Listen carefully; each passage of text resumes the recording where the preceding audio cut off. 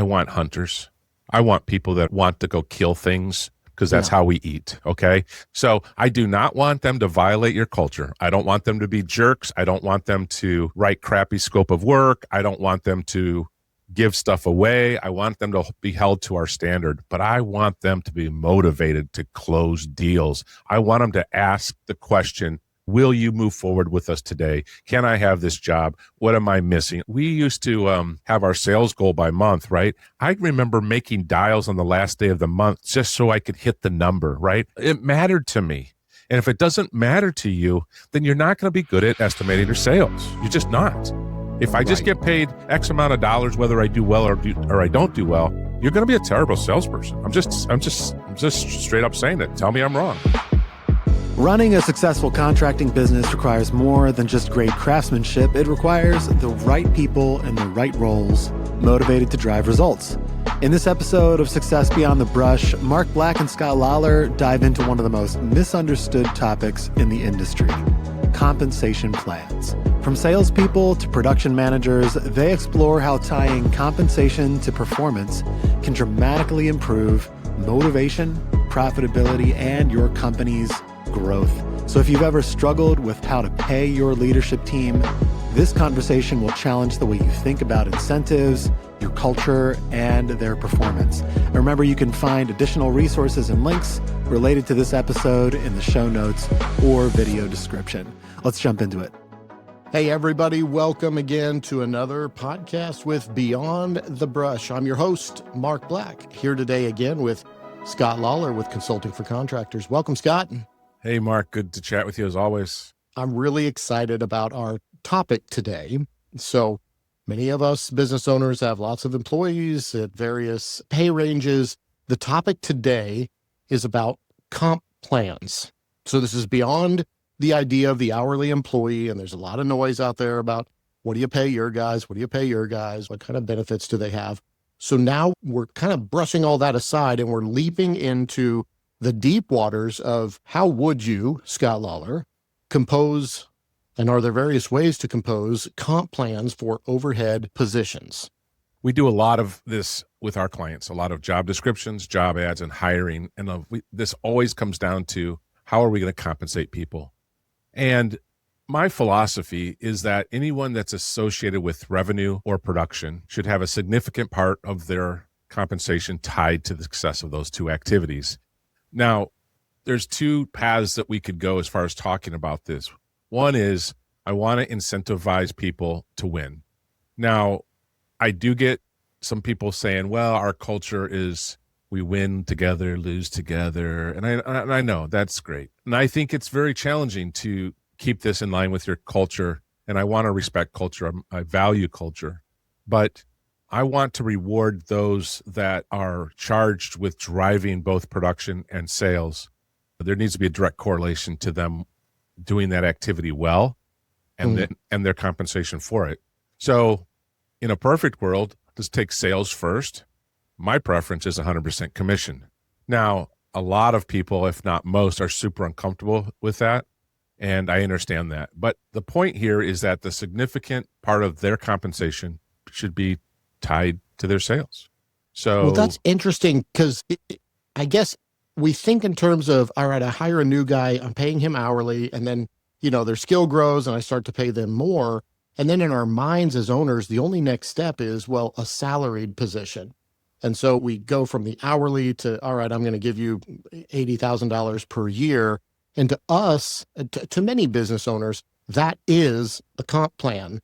You're suggesting, however, that we go even beyond that and tie the performance to the pay, sometimes 100% in the event of a salesperson, as you just referenced. Yeah, no question. So in your comments, were you suggesting that someone that came up through the production ranks as an hourly, we would then promote into a management position? Was that what you're talking about in your example? Yeah, exactly. And I've done that several times in my company. Someone was very good. They kind of rolled through the ranks of crew leader and they were running crews in the field and then either graduated to a sales position or a project manager position.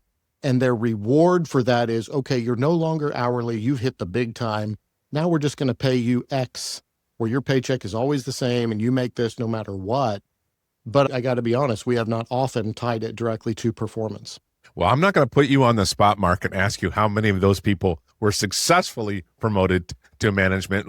So let's talk generically and not specifically, but there's going to be a lot of people that are going to be like yelling yelling at me here.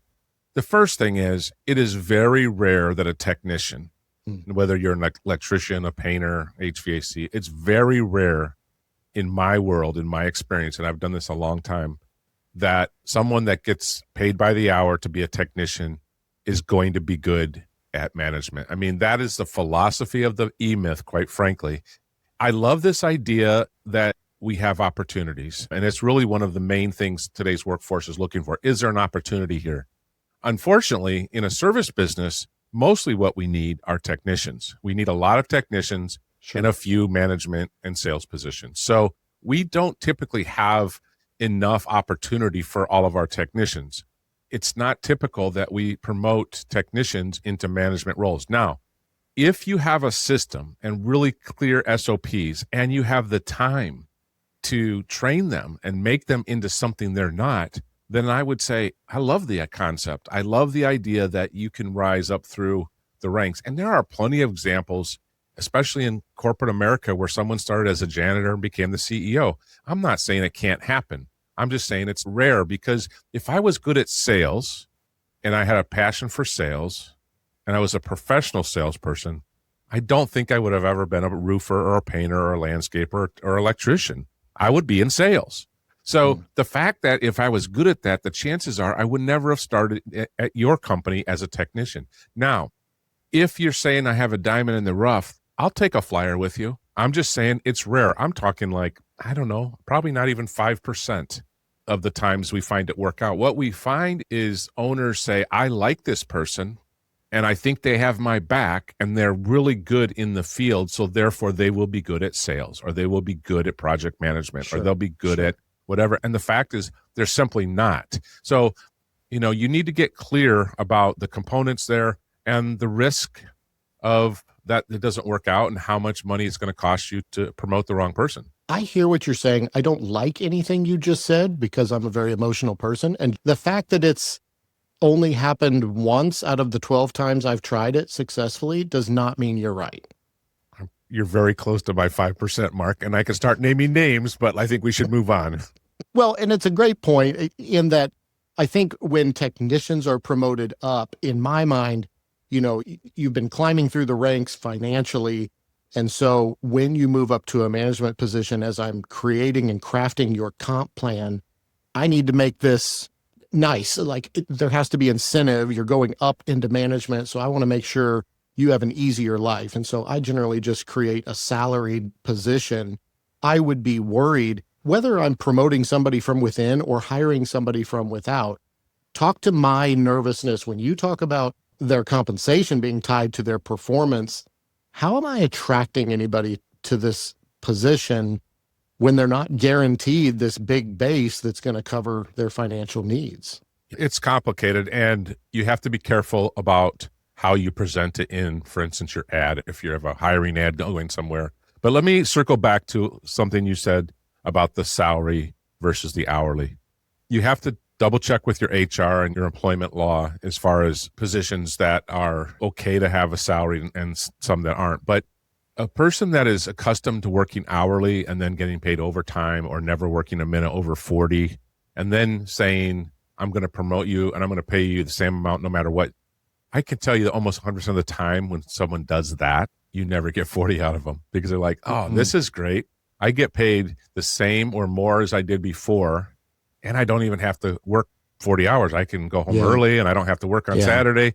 Why are some people attracted to overtime? They're attracted to overtime because it's the way they can increase their gross pay. And that's the only other way they can do it. So if they want to make more money and they're at a certain hourly wage, you have to work more than 40 hours to make more money. So it's very difficult, and you have to be really careful about helping them understand their mandates. And the benefit to them is they will still have a steady paycheck during all sorts of other seasons that we might not be as crazy as we are in the summer, or during the holidays. We're going to take a whole week off, or it'll be soft, or, there's some benefits, or you have some flexibility, right? So there's some other Sure. benefits, but I think just the idea of transitioning someone from today they're hourly to now they're salaried, I think you got to be really careful. And I rarely see that one work as well, but help someone understand their earning capability and also help them pay their bills while they scale their book of business, right? Because you hire an estimator today, say, for instance, and you start training them. It's going to be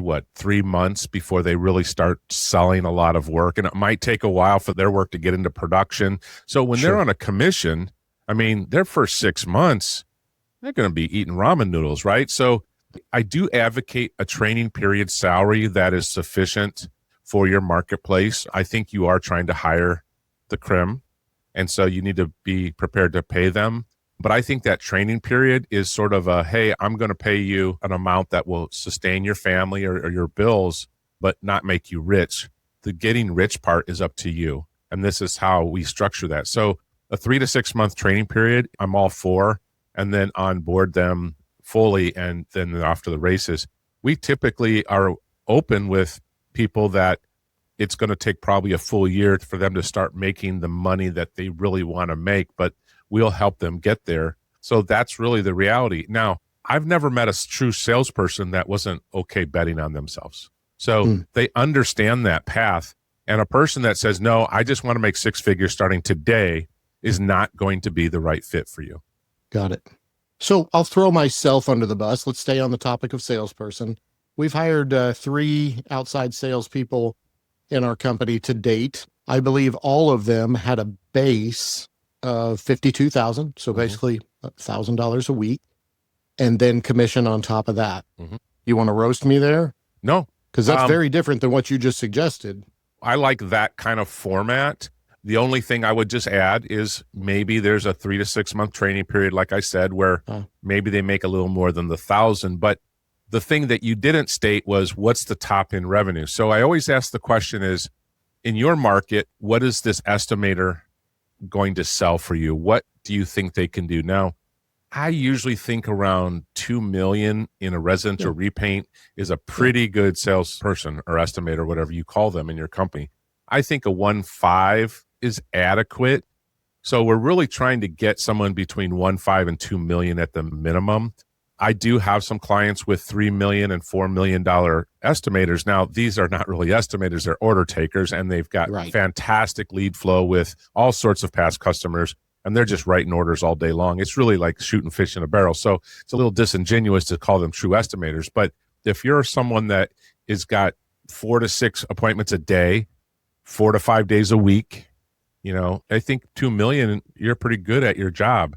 And so the question I would ask the client and those listening is, if I would come to your company and sell you $2 million, if that was a number that's appropriate for your company, at your appropriate margin, if you're a 50% person or a 45% GP person, if I could sell $2 million at your stated margin, how much do you think I should earn? And that's the question. And then from there, we can work backwards to the base and the commission structure.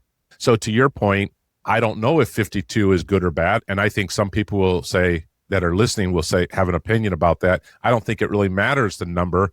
If you're saying I could make 120 or 130 or 150,000 a year, then I don't really care what the base is. The base is simply to keep me in the game until I can start really hitting some good singles, doubles, and triples. Right. I think some people would argue that if your base is higher, it disincentivizes them to go perform, because I've got a pretty good base. I'll make a little bit more commission on top of that, and I'm good. No question. Now, another way to do this, and I have had clients that have had a lower base, and let me just explain a little bit about the base. Now, this isn't legal advice on any stretch, but I'm of the belief that if I'm on commission to sell, and that's how I make my money, then I'm going to be very careful about jumping in when there's a fire in your company, because my compensation and my job is to go sell stuff. So if you say, can you go drop this ladder off or take this paint there, or Mrs. Smith's unhappy, can you stop by there? I'm going to be like, no, I don't. I'm very busy today doing my job, and I don't get paid to do that. So why don't you have Joe who's paid to do that go do that. So we don't want to create that friction because that gets into your culture. There's a piece that we do things because we're a team, not because you get paid for it. So my thinking about this base, whatever it is it's something that we pay you because we're going to ask you to do some things for which you're not going to be directly compensated. We're going to ask you to do, some team meetings and some training and some this and some that. And I don't want you to look at me weird because, hey, I don't get paid to do that. That's the last thing I want to hear. And but we have had people pay lower base than even what you stated. I think the base is irrelevant. Now, what you can do, you can use the concept of a draw against future commissions without question. Let's just take an extreme example where it's 100% commission. So that's zero, right? So I started my first week or my first 2 weeks and I'm in training and I didn't sell anything. Or I came to you and I'm already well seasoned and I don't need any training, but it takes 6 weeks for my first jobs to get into production. So there's no commission. Well, I need to pay my bills. So you pay me a draw against a future commission, and that can work too. So even if you cut your 52 in half and said, I'll pay you 26, I'll pay you $500 a week. Well, there's nobody here that could live on $500 a week. So you could say, I could pay you $500 and I'll give you $1,000 against future commission. That's $1,500 a week, and that's, $76,000 a year as a base plus draw. And that might be appropriate for your situation. And I think everyone's slightly different. Now, the question is, what's appropriate for the draw? Well, I tell people that it's going to take close to 6 months for a new estimator salesperson to get off the ground, and that you need to be prepared to flush that money right down the toilet. Because if you pay someone X amount of money, whether it's on salary or as a draw against future commission, and they don't last, well, they're not going to write you a check. They're not going to say, okay, Mark, sorry, this didn't work out. Here's a check for $52,000. I mean, It's not going to happen. So, you're putting the risk, and this is your investment. And so there's lots of ways to structure it. And I would say, instead of being critical about some of the ideas, think about what's appropriate for you. Would you rather have a low or no base and a bigger percentage commission? Or would you rather have a higher base and a lower, it's whatever you want. If you're enjoying this conversation and finding it helpful, please take a moment to subscribe or follow the podcast so you don't miss any future episodes of Success Beyond the Brush. Our goal with this show really is pretty simple. It's to bring practical business insights to contractors like you who want to grow stronger companies, better teams, and more profitable operations. So if you know another contractor who might benefit from conversations like this one, please go ahead and share this episode with them. You can also check out our show notes or video description for additional resources and links related to today's discussion, or visit us online at www.consulting4contractors.com. Let's dive into the rest of the episode. Let me go a step deeper into why I'm an advocate for this. And man, we've really struggled. I personally struggled with this over the last 10 to 15 years. As we talk about wanting people that fit our culture, in the position of estimator sales, I want hunters. I want people that want to go kill things because that's how we eat. Okay. So I do not want them to violate your culture. I don't want them to be jerks. I don't want them to write crappy scope of work. I don't want them to give stuff away. I want them to be held to our standard, but I want them to be motivated to close deals. I want them to ask the question, will you move forward with us today? Can I have this job? What am I missing? We used to have our sales goal by month, right? I remember making dials on the last day of the month just so I could hit the number, right? It mattered to me. And if it doesn't matter to you, then you're not going to be good at estimating your sales. You're just not. If I just get paid X amount of dollars, whether I do well or I don't do well, you're going to be a terrible salesperson. I'm just straight up saying it. Tell me I'm wrong. So that's where I'm headed with this. I want the comp plan to incentivize people to be aggressive and be excellent within the framework of your company so that we can drive sales.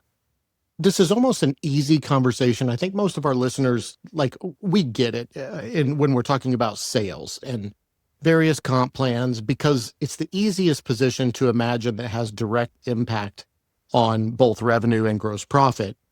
But let's turn the conversation away from sales for a minute. What other types of positions might you be crafting comp plans for? What other positions in our company have a direct impact on revenue and GP? Yeah, absolutely. Your production people should be on the same type of plan. I want anyone that has a direct correlation with production to have a significant piece of their compensation tied to that gross profit pie. I need them to be efficient. I need them to have hard conversations. I need them to lead people. I need them to manage clients. I need them to really be hitting on all cylinders because their paycheck is tied to those results. I'm on record saying this, that production people need to have that pedal to the metal mentality without everyone knowing it's pedal to the metal, right? We've talked about it in many podcasts. We're working in full days, 40 hours. We need full days out of our whole team for our metrics to work. So I want production people to understand that as well. And there's a piece of their compensation that's going to be tied to them successfully doing that. And depending on your world, what the job description is, we have talked about before that we don't have enough painters sometimes or technicians to hit our revenue goals. Well, to me, that's your operations department's problem, right? So how can they meet their goals if they don't have enough people, or if they haven't made the right projections, or if they're not on top of that? Same token, we're hitting numbers by, do we have enough revenue? I don't count jobs. It doesn't matter. If you only have one job for $1 million, that's fine with me as long as $1 million was our number. But are we producing enough jobs, enough revenue to hit our targets? And that needs to be tied to that person. The other thing that we bring this conversation back into is growth. And I just had this conversation with the client on Friday, which is, at what point are the current estimator and production person going to need support, and what support are we going to give them? It matters to them because they're hoping to do 2.5 this year. So at the $2 million mark, we've kind of identified that the salesperson is going to start having a problem keeping up. And Sure. in this particular case, the project manager is thinking at about 1.5 to 1.75, he's going to need some support. So it matters if we're going to hit our 2.5 or if we're going to get stuck at 1.75 or 2. It matters because at the higher number, we need to add people. At the lower number, we don't need to add people. So it really matters, this correlation between what they can do and what their goals are, so that we can plan for the next level of hiring.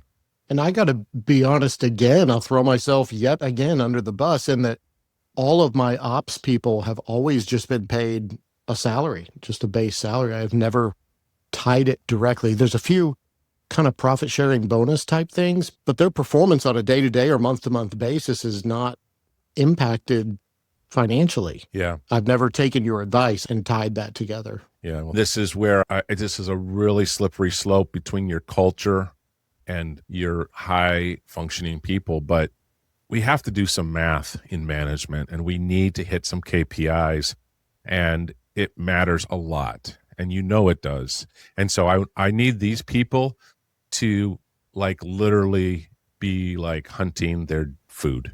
If I don't do this, if we don't get here, if we don't get to the top of this hill, if we don't accomplish these things, I won't eat, right? That's the caveman type of mentality. That's really what I personally am looking for. Now, it also is my temperament, okay? So I definitely am biased here because that's who I am. I want a challenge. I want to be part of a team that we're going to, charge and go hard and accomplish big things. But I'm not the kind of person that says, and we're going to do that at all cost. I've been part of those kinds of teams. We did do a lot of great things, but there was some collateral damage too. And I can see that now as I matured, that was a consequence. But our management, whether it's production or sales, has to be focused on achieving the goals we set, because that's the foundation of all else. I can't think of another business owner that wouldn't agree with the fact that we want hunters. We want people who are hungry and they're going to go out there and get it because they want to make more money. I guess I question the likelihood of attracting that person in the job market that we all exist in right now. Human nature is, I want to make as much money for as little effort as possible. And yet we're putting out a hiring ad saying, hey, this is either 100% commission or it's a low base, and then you work hard, you'll earn a lot. That's going to attract a very specific personality. And I'm questioning how easy that would be to find. Well, it's not easy to find, but if it was easy, then of course. No, and I think that goes back to being very careful about how we craft that message, Mark. So we do not want to be dishonest on our ad, but we craft that ad with this understanding that it's a base plus incentives. Then we range what the compensation expectations are. And then we do kind of state what the second or third year projections will be. We want them to see that we're going to take care of them in the short term, and in the long term, they can really make a good income if they put the work in. So we're being very careful about that in our ad and going deeper into it when we interview them. But seasoned salespeople or people that are looking for an opportunity to excel and be compensated for it are looking for the nuances of a good job ad where they can see opportunity. And opportunity is really what we have. We don't have always a guarantee, but if you're the right person for my position and you're willing to work for it, sky's the limit opportunity for you. And that's what I'm conveying.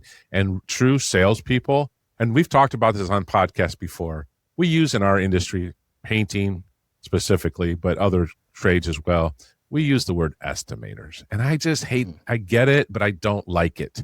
Salespeople take numbers and connect it to a person's needs. So crafting a careful ad will really help attract the people that are looking for what you have to offer. In both these cases, I'm going to tie that compensation into gross profit. I hear a lot of contractors giving compensation or commission based on top line revenue. I would never do that.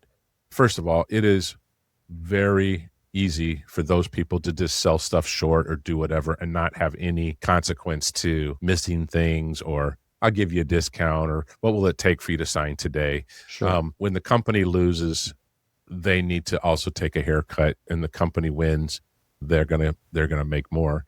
I also think that you have to be careful about if there's a threshold. So some people say under a certain amount, you're going to get nothing. Again, you're going to need to talk to someone that knows more about employment law. If their compensation's tied to their activity, I'm not sure you can pay them nothing. We've had times where we've maybe said, hey, below a certain threshold, we're just going to pay you a set fee for the appointment, but there'll be no commission because the job is below the threshold. But again, talk with your employment official, your lawyer in your area, just to make sure you're compliant. But there's lots of ways to structure. That's my point. My point is we can say a lot of things. We could pay someone minimum wage, so there's lots of ways you can structure it, but I would always pay on gross profit. The other thing I'll say is I don't want to ever create a plan that disincentivizes any behavior. I don't want there to be a way for them to gamify anything. So I'm not going to go there because it's not worth it for me. And so you got to be careful about all of those ways that they're going to figure out that they're going to only do the high value activity and not going to do the other stuff. So, there's things like, okay, so say you do a trade show or home show or a community event, and they're like, well, I don't get paid to do that. You say, well, you actually will benefit from that activity because you're the one that's going to go do some of these appointments. And we would always say that some effort like that, or some evenings or weekends or some community events, we'd always put that in our employment agreement and just let them understand we do those activities on occasion, not every day, not every weekend, but, and that does directly benefit them. To your point, I think that right there is exactly why I always chose to just pay a large salary so that I had control, whether I need you to go to this event or go shake hands or kiss babies here, just do what I need you to do. I never tied it directly. However, the dark side of that is my company pays a lot of money to a lot of people, whether it's good or bad, whether their performance is indicative of earning that or not. And a lot of times we get the shaft on that end of the deal. Yeah, I was actually thinking if I maybe fill out an application because I'd like to do no work and still get paid for it. So I was wondering if you had any openings for that. I'd like to apply. No, I love the topic. And we all know that this is the best way, even human nature wise, that if I work harder, it is worth it and I will see more money.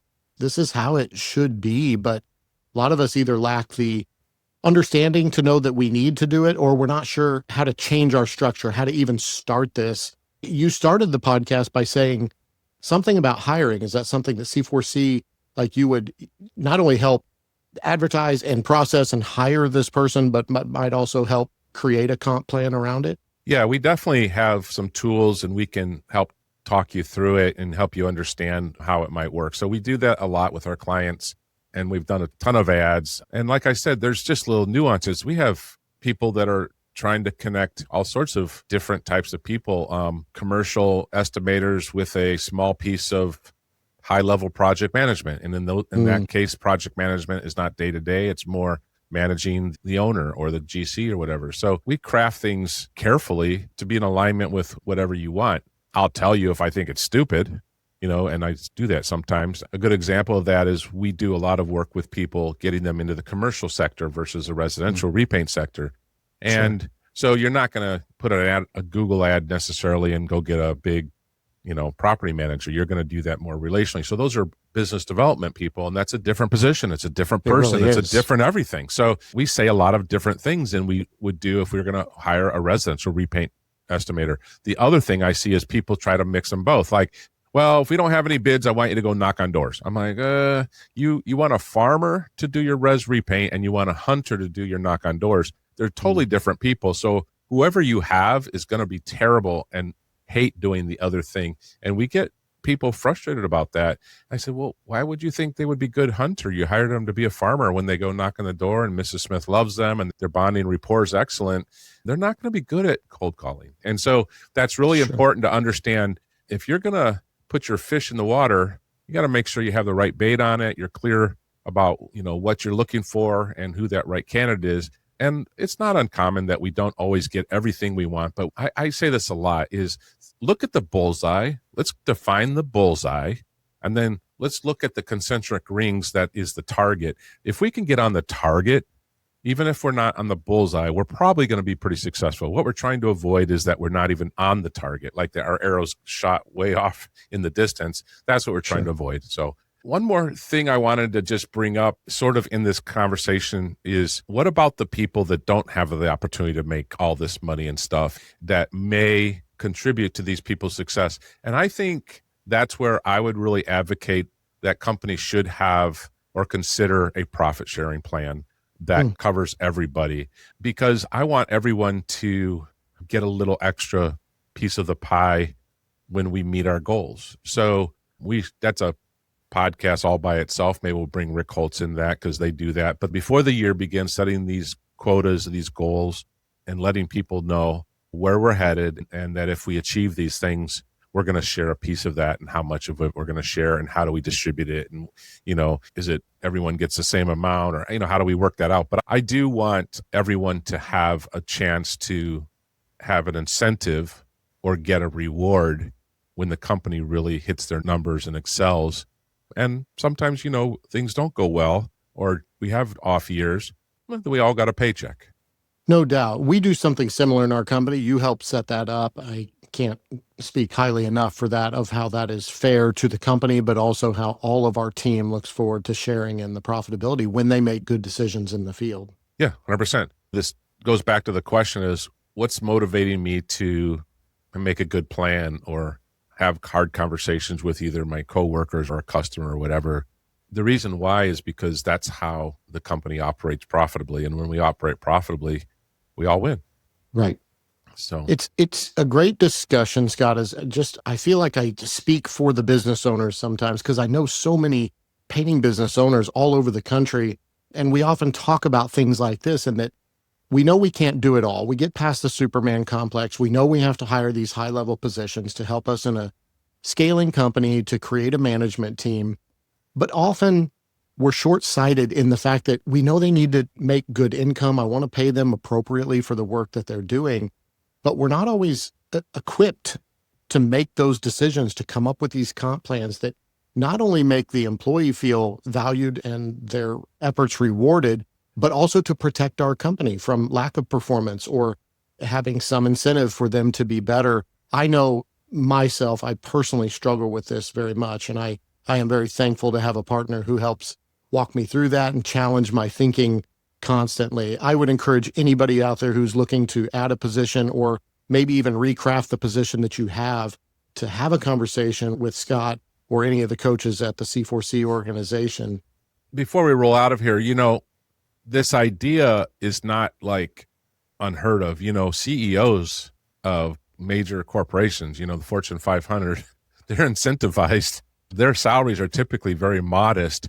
They don't make a lot of money unless they're successful, right? Right. So I'm just saying, if I just put out there, I'm going to pay you $95,000 to be a great estimator, that's as much as you can make. Whether that's a good number, a bad number, use your own number.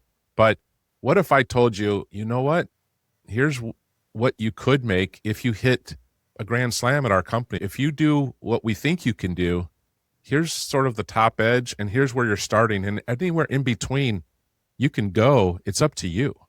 I just like that a lot better in the positions that are critical in the sales and production categories. So I wouldn't probably pay everybody that way, but in those positions, I think it's critical. And I would really just at least advocate that you think about it.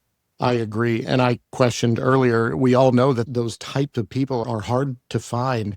However, I would much rather have that person working for me who is highly motivated to make, that pot of gold at the end of the rainbow. They want to find that, and they're going to do everything they can to help make themselves successful, but also my company successful in order to make themselves successful. I would much rather have that type of personality than somebody who just wants to hide and float and make a decent salary and not do a lot. Yeah, 100%. Scott, appreciate the conversation. Thank you for your time. Yep. Appreciate your wisdom. If you want to know anything more, you can always reach out to Scott at Consulting for Contractors. He'd be happy to have a conversation with you about how they might be able to help your business. Yeah, thanks, Mark. Thank you again for joining us today on our episode around compensation. If it challenged the way you might think about compensation or incentives or even leadership roles in your company, that was the goal. Designing the right compensation plan isn't just about paying your people well, it's about aligning incentives so that when your company wins, your team wins too. So if you'd like help structuring any sort of compensation plans or hiring the right people, maybe building a stronger leadership team inside your contracting business, the team at Consulting for Contractors works with contractors across the country to do exactly that. Go ahead and visit us online at www.consulting4contractors.com. There you can sign up for a free discovery call with Scott Lawler to help you determine what kind of compensation plans might actually help your company drive growth. Be sure to check the show notes or video description for additional resources and links. And if you found value in this conversation, go ahead and consider sharing this podcast with somebody else, maybe another contractor who's working to grow their business beyond the brush. Thank you so much again for listening. We'll see you in the next one.